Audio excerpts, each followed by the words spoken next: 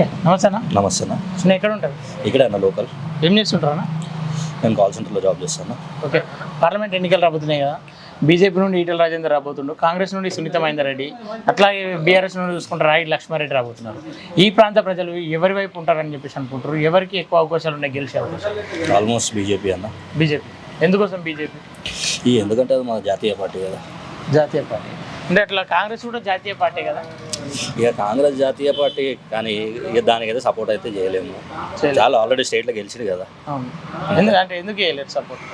చాలా అన్న, స్టేట్లో అయితే గెలిచిర్రు. చాలా ఇక వాళ్ళు చేసిన కాడికి సెంట్రల్లో వస్తే తెలంగాణ మరింత అభివృద్ధి చేస్తామని చెప్పేసి వాళ్ళు అంటారు. అది అవ్వట్లేదు అన్న. ఇక బీజేపీ చేసినంత అభివృద్ధి ఏ పార్టీ కూడా చేయదు. ఏదైతే రాసిస్తాము.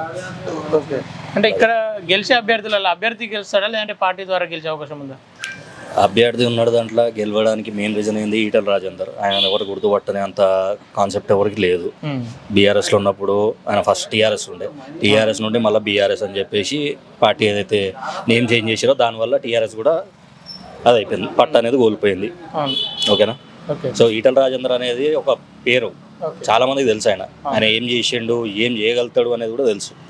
సో అందుకే అంటే ఆపోజిషన్ కూడా గట్టి క్యాండిడేట్ ఉన్నాడు అట్లా అని చెప్పి. అంటే కాంగ్రెస్ నుండి చూసుకుంటే సునీత మహేందర్ రెడ్డి ఉంది కదా, కాంగ్రెస్ ప్రభుత్వం ఉంది తెలంగాణలో, ఆమె మహిళగా వస్తుంది, ఆమెకు అవకాశం ఇప్పుడు ప్రభుత్వం ఉందని చెప్పేసి ఎంపీ ఆమె గెలవాలని కూడా లేదు కదా.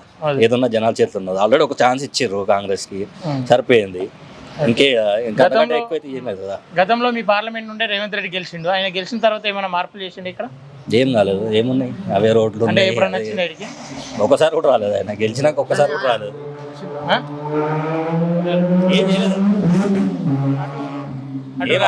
రాగి లక్ష్మారెడ్డి చూసుకుంటే నేను లోకల్ మనిషిని, వాళ్ళిద్దరు నాన్ లోకల్కి వచ్చారని చెప్పేసి అంటారు. ఆ ఎఫెక్ట్ ఏమైనా పడుతుందా రాగి లక్ష్మారెడ్డి? పడదన్న.